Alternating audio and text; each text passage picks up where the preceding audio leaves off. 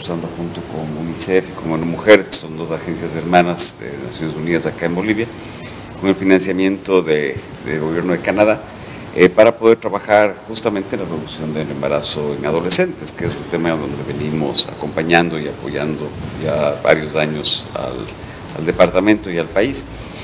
Como usted menciona, el tema del embarazo adolescente es algo que nos llama poderosamente la atención en la región, y decir algo que en casi todas las regiones que tienen ingresos similares a los ingresos que tiene Bolivia, que tiene América Latina, el embarazo adolescente no necesariamente es un problema. Esta es la segunda región del mundo en desarrollo que tiene la segunda tasa más alta de fecundidad en adolescentes en el mundo, solo después del África subsahariana. Entonces, y en general la razón por la cual nos preocupa el embarazo adolescente es porque el momento, la etapa donde las niñas, son adolescentes, empiezan a ser jóvenes, lo ideal es que pudieran desarrollar sus capacidades para su vida en el largo plazo, y la fecundidad, el ser madres, en muchos casos coarta esas posibilidades. Entonces, en muchos casos las niñas que son madres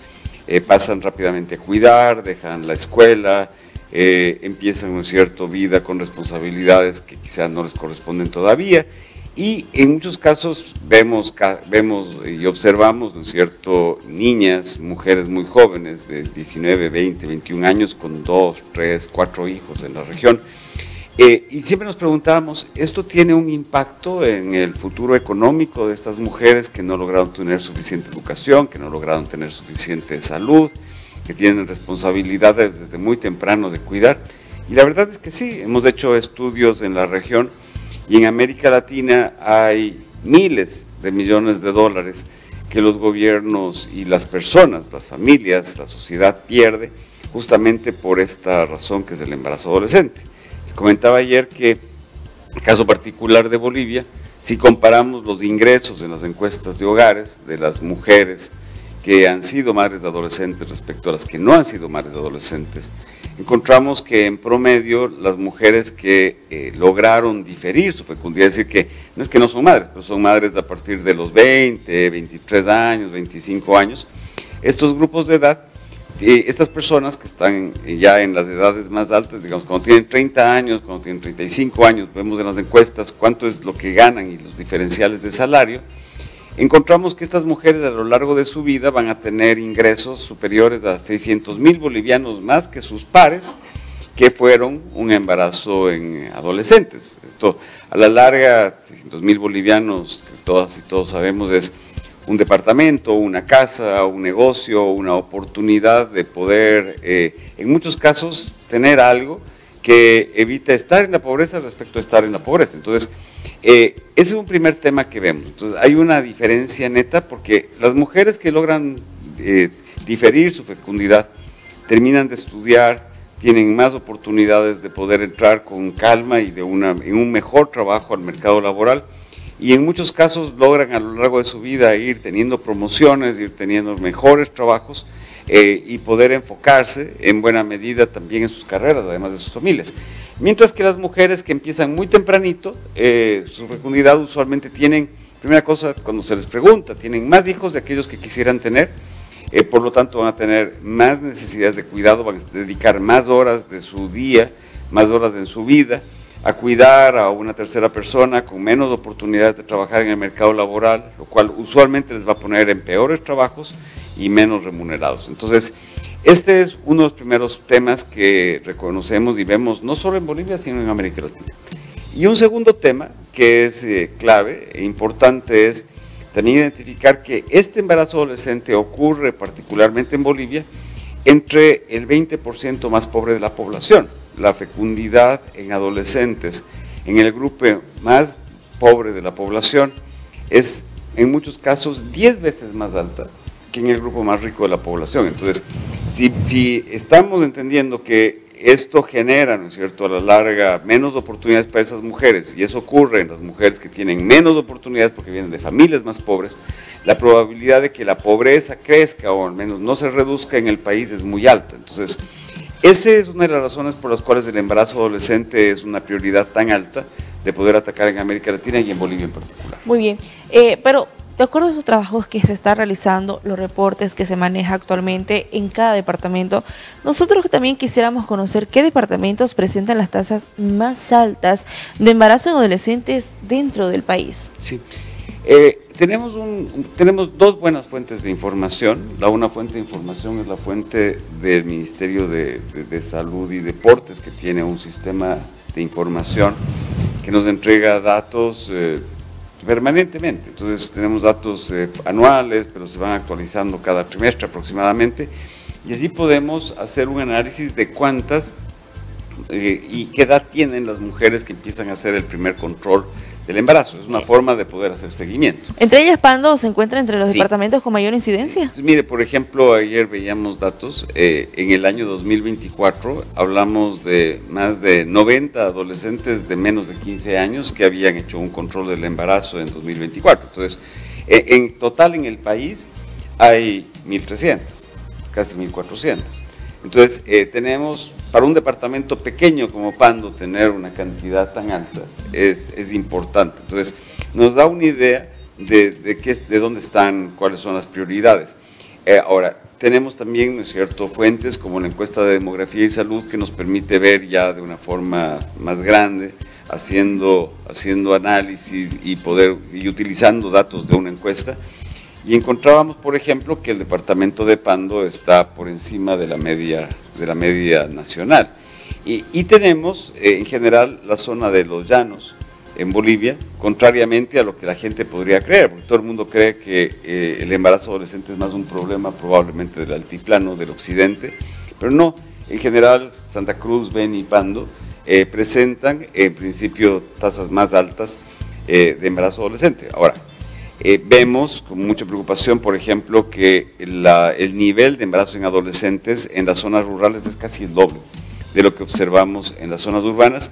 Entonces, aunque en los últimos años ha descendido, entre 2016 y 2023, hay que reconocer el importante esfuerzo que ha hecho el país de reducir casi en 1/3 el embarazo en adolescentes. Sin embargo, este problema persiste, primero, como decía, en los quintiles más bajos de ingresos, es decir, para los hogares más pobres. El segundo persiste en zonas rurales y persiste en áreas geográficas del país como Santa Cruz, Beni y Pando, donde sigue siendo una alta prioridad porque justamente están por encima de los promedios regionales, pero incluso en el caso de La Paz, cuando vemos, o de otros departamentos, del promedio del país, vemos, por ejemplo, que el nivel de embarazo en adolescentes en Bolivia recién en este momento es del promedio de América Latina, pero América Latina sigue siendo el segundo continente que más embarazo tiene a nivel del mundo. Entonces, insistir que esta es una prioridad de largo plazo. Nosotros tenemos un compromiso de ayudar a Bolivia a llegar a cero. O sea, realmente este debería ser un tema que deberíamos erradicar completamente de nuestro entendimiento de que es normal. No debería ser una situación normalizada, debería ser algo en lo cual toda la sociedad haga fuerza y se pongan, ¿no es cierto?, de acuerdo para poder lograr que este fenómeno no ocurra. Por supuesto, es una situación bastante preocupante. Podemos mencionar que no es recientemente de este año, sino ya son de bastantes años que se viene transcurriendo justamente esa problemática del índice de embarazo en adolescentes, no solamente del departamento de Pando, sino de otras regiones del país. Y creo que es una situación bastante preocupante, curioso, cuestionante para muchas familias, qué es lo que estaría pasando. Entonces, mientras tanto, tenemos también respaldo, diferentes ONGs, instituciones no gubernamentales que también apoyan justamente esta causa, pero ahora como UNFPA queremos conocer también qué acciones se está impulsando hasta el momento para poder reducir, para poder frenar el embarazo en adolescentes en Bolivia. Hay, digamos, 3 grandes grupos de acciones. El primer tema es para que no exista el embarazo en adolescentes. El primer tema es fundamental, información, y no solo para el embarazo en adolescentes, sino también para temas, como ayer conversábamos, la preocupación de ciertos sectores sobre el incremento de infecciones de transmisión sexual y particularmente de VIH en el departamento. Entonces, el tema del uso de métodos anticonceptivos, del uso adecuado de métodos anticonceptivos y métodos que prevengan también la transmisión las infecciones de transmisión sexual es absolutamente fundamental. Y eso implica una coordinación entre todos los sectores, todos los actores y el sector salud. Pero tenemos que garantizar que los servicios estén abastecidos, que tengan los insumos, que estos sean de libre acceso y que sean asequibles también a los jóvenes. Porque en buena medida algo que también ocurre es que no siempre los jóvenes, las jóvenes tienen acceso a estos servicios o se sienten cómodos de llegar. Entonces, parte de eso es en el sector salud desarrollar lo que llamamos servicios amigables, servicios que son asequibles y que entienden y pueden relacionarse adecuadamente con los jóvenes. En el caso de Bolivia hay un programa importantísimo que es el crear estos centros de atención integral de adolescentes, los AIDAs. Entonces, en muchos municipios lo que alentamos es que se creen estos consultorios específicos para jóvenes que tienen la metodología, que tienen el personal sensibilizado y tienen la disponibilidad de insumos para que los jóvenes puedan acceder a los mismos. Esa es una primera estrategia. Después, no es suficiente contar con los insumos, sino que además necesitamos crear la demanda, que los jóvenes entiendan que es un derecho, que pueden llegar a los servicios, demandar estos servicios y que tengan además, ¿no es cierto?, romper miedo que tienen al acceso de los servicios de salud, y allí trabajamos mucho con el sector educativo, tanto en estrategias de educación integral en sexualidad, el poder hablar abiertamente y de forma adecuada y para cada edad sobre lo que implica la sexualidad y cómo prevenir. En muchos casos tenemos estrategias en las los jóvenes conversan con las están entre ellos, crean justamente los grupos para poder entender, pero también apoyo de psicólogos, de especialistas que les acompañan para poder lograr que estas estrategias funcionen. ¿Y cómo se está fortaleciendo, el licenciado, disculpe, sí, de qué manera también está influyendo la falta de, por ejemplo, de información, tabúes que todavía existen de manera cultural en muchas familias sobre el embarazo de adolescentes? Creo que esta es una debilidad que estaría faltando, sobre todo en el área rural, porque creo que más allá de poder conversar con el joven, el adolescente, que hay apoyo, pero más allá creo que es importante también qué papel juega el papá y el mamá, por ejemplo, sí, en el hogar. Mire, creo que los datos de allí juegan un rol importante y como padres debemos entender la problemática. Tengo 3 hijas, mujeres y un varón, entonces con todas y todos hemos tenido que conversar, hablar y entender también su propia, cómo va a ser su propia vida, ¿no? Y darles herramientas para que puedan ser, ¿no es cierto?, personas exitosas, que se desarrollan, que estudian.